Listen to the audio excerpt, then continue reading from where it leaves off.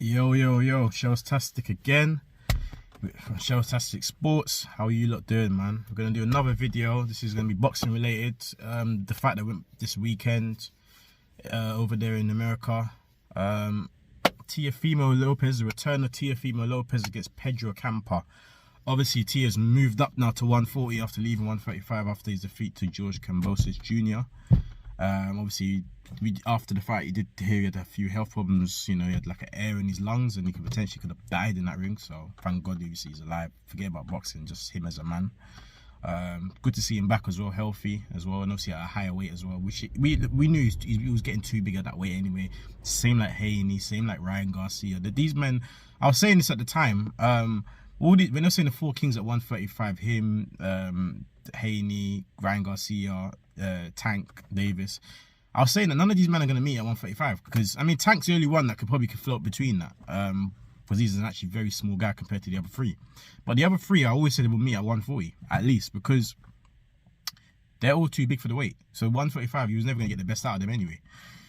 So eventually they all move up. I mean, I imagine Haney, if he has to fight Kambosos, he'll move up as well eventually to 140 because I know he's struggling to be at that weight as well. You know, I know he's talking about he had a good training camp for the first Kambosos fight and he brought in the nutrition and stuff, nutritious and that. But I don't see it making that. It gets to a point where physically you just can't make that weight safely, or you're going to lose a lot of performance in the ring come fighting that. So yeah, but anyway, this is about Teo. Teo against Campos. He looked sharp. He looked like Teo of old. He showed, you know, obviously he showed a bit of a back foot game as well. He wasn't just sitting on the front.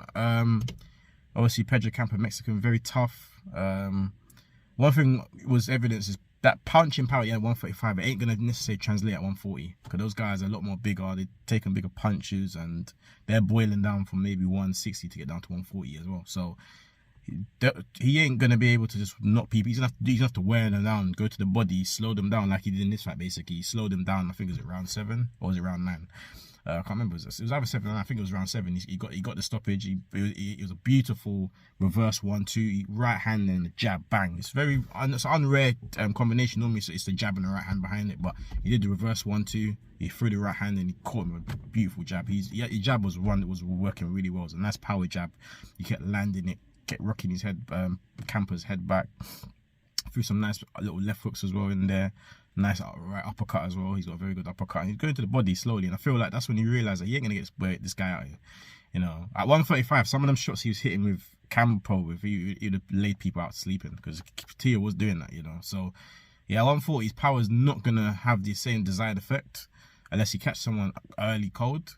But you know, so he's gonna have to win in different ways. So he's gonna have to use his boxing skills like he did in that fight. Because them guys are a lot bigger and stronger. So yeah, but it's good to see him back anyway. You know, that was the main thing, to see him back healthy, looking good, looking sharp. He's trademarked a little backflip at the end of the fight. But yeah, he's talking about things. Obviously, they call that Mr. Josh Taylor as well. No one really knows what Josh Taylor's doing at the moment. Obviously, he had to relinquish 2 of his belts. So he's still got 2. I think on the Ring magazine as well. Obviously, the fight most of us want to see is a rematch of Catterall because we all pretty much know Catterall got robbed. He clearly beat Taylor in the first fight. So hopefully they get that one. If not, then is Teo a viable option? Yeah, it's a big fight. I'm sure Josh Taylor will look at it. I mean, I'm not sure if Josh Taylor's still moving up to 147. He's a big 140 as well, and I thought that was the reason why, you know, he was looking to move up. But obviously, I think with all the controversy behind the Catterall fight, I don't think he can just leave 140 like that. So I don't know if he's going to move up to 147 or he's going to sit around and fight. Because if he sits around, there's a lot of killers going to come into that 140 division. There is some already. You know, you got Pedro and Prograis fighting for the WBC title with Aiken belt. So, you know, Prograis would want that rematch. Obviously, Prograis is a killer at that weight. Montana loves a good fighter. You know, like I said, Garcia, obviously his last fight was at 140. He said he's staying there. Haney, obviously, eventually will move up. The division's going to be very hot at 140. So Taylor's got to decide what he's going to do. If he's going to stay or go twist or go up. So it'll be interesting. But yeah, Teo definitely in the mix. Definitely a problem for all of them. But yeah, he definitely showed more in his debut at 140 than he did at 135, just in the sense that in 135 he could hit people the same shots and get them out of there or hurt them badly.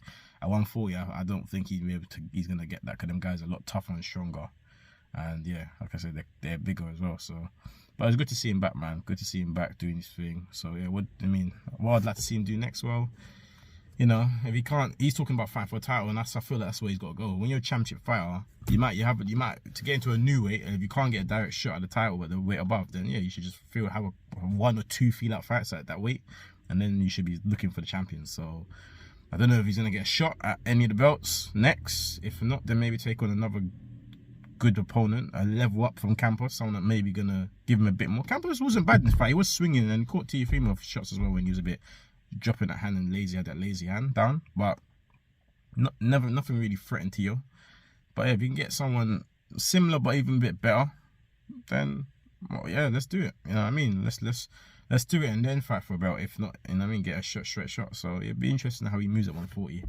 And how obviously he will naturally grow into the weight as well, the longer he stays there as well. So yeah, interesting. But yeah, just a quick video on Teo versus Campo. It was a good fight. He won it quite clearly, pretty much won every round, and then obviously to top it for the stoppage was great as well. So yeah, very happy for him, and good to see him back in the ring, man, you know. So yeah, well done, Teo. I'd like to see what happens next with you. But yeah, what do you guys think? Leave in the comments below.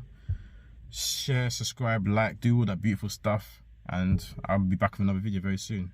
Peace.